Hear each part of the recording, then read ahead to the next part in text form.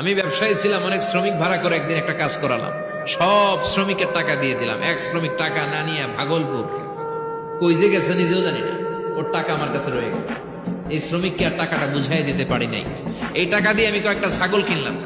এই ছাগলগুলো বাচ্চা দিল, ওগুলো বাচ্চা দিল, ওগুলো বাচ্চা দিল, দিতে দিতে বিশাল ছাগলের ডেইরি ফার্ম করে ফেললাম তার ওই টাকা দিয়ে। এক যুগ 12 বছর পরে সে এসে বলে আমার টাকা ফিরায় দাও। আমি বললাম এই যে ছাগলের ডেইরি ফার্ম পুরোটাই তোমার। সে বলে মিন্নি, আমার সাথে ঠাট্টা করো?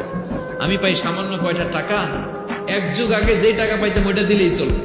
আমি বললাম ও শ্রমিক, তোমার টাকা দিয়ে আমি ছাগল কিনে ব্যবসা করেছি, ছাগল বাচ্চা দিয়েছে, বাড়তে বাড়তে বাড়তে বাড়তে আজকের বিশাল এই ডেইরি ফার্ম।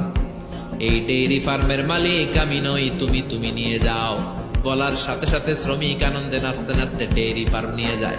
ও আল্লাহ, ওই দিন যদি সে যতটুকু টাকা পাওনা ছিল অতটুকু দিলেই সে খুশি হয়ে যেত। শুধু তোমার খুশির জন্য পুরো ডেইরি ফার্ম আমি তারে দিয়ে দিয়েছিলাম। আল্লাহু আকবার।